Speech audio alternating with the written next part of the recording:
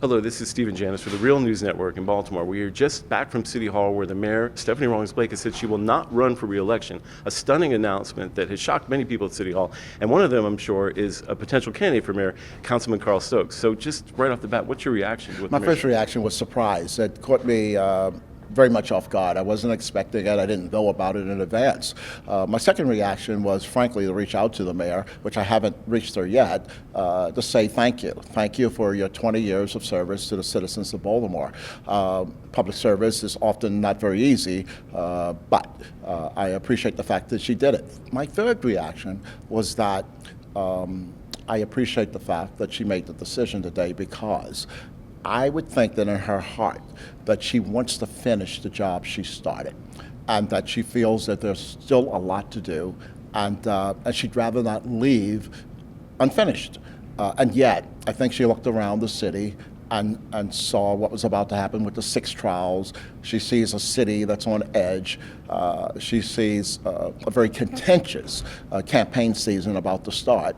And she felt in the best interest of the citizens that she should step aside and relieve some of that tension that's in our city. So I appreciate the fact of what she did, but I was very surprised. Now, bear in mind, you're a candidate for mayor, but how do you think this changes the dynamics of the mayor sort of going forward? I mean, you have sort of the incumbent out, and also maybe her policies, too, sort of off the table. How do you think this changes the dynamics of the mayor's race and the conversation? Well, I think it clears the deck for much of the conversation going forward. Now, we had intended the campaign not on today's or yesterday's policies. We are laying out a policy and a vision going forward in terms of transforming government in a dramatic way. So it doesn't change my particular candidacy, but I think it does open the debate somewhat wider now that, as you say, her policies are off the table, so to speak. Well, you also mentioned this has always been sort of the third rail of Baltimore city politics, talking about policing, because people say we want more police. You're one of the first people to say, well, maybe we need to put more education and reduce policing. Right. Do you think that's actually something that can be politically palatable coming up, given what's happened at City Hall? Yeah, I think that 15 years ago, when I talked about this before, when I said if we want stronger public safety, that we have to do education, we have to do jobs, we have to pay attention to the neighborhoods, and that will give us the public safety we want. Other candidates said, no, we got to lock up people, we got to keep locking them up, we got to bring more police in, we got to raise the budget 3 times. Well, we've had 15 years of that, and what do we have? It's worse than ever. We have continually the highest homicide rate in the United States of America. We're rivaling the world in terms of a homicide rate. And people realize, you know what, that wasn't the best policy. That wasn't the best policy. And so I think they're open to listening to Stokes and others this time who say education, jobs, after school, engaging young people is the better way to go. That is as big a portion of public safety, and maybe a larger portion, I believe it is a larger portion, than law enforcement. And now the other topic I think that has been sort of off the table and not really discussed has been downtown tax breaks for developers. You know, specifically just 2 or 3 years ago, you fought against a $100 million tax break.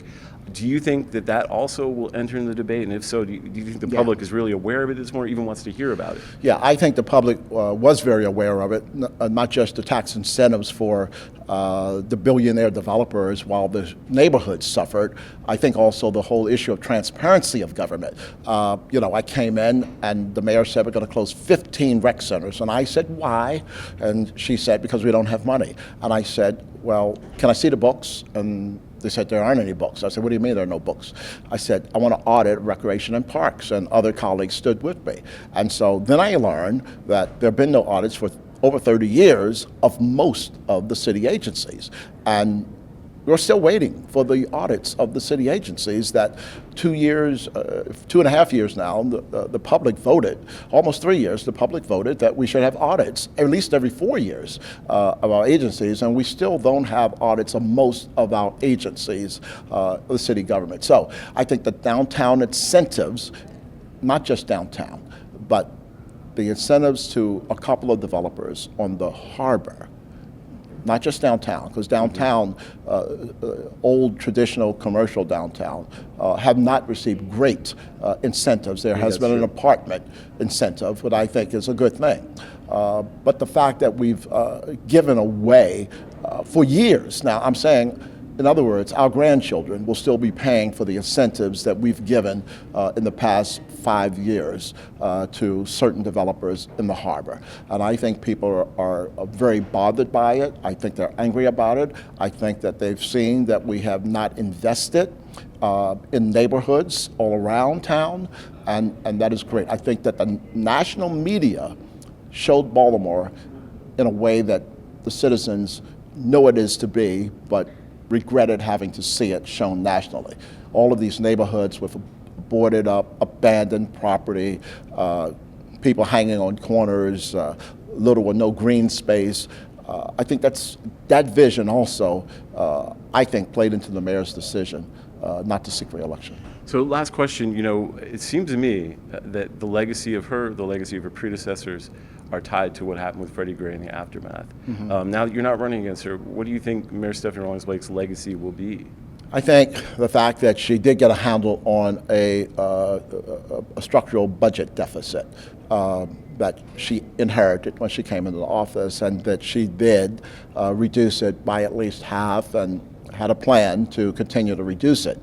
I think that, frankly, she did, that would be her strongest achievement. Okay. Well, thank you, Councilman. Appreciate it. I appreciate you talking to us. We'll be talking more as the race goes on. This is Steve and Janis reporting for the Real News Network in Baltimore. We will be covering the mayor's race and continue to bring you new news on what's going on at City Hall. Thank you.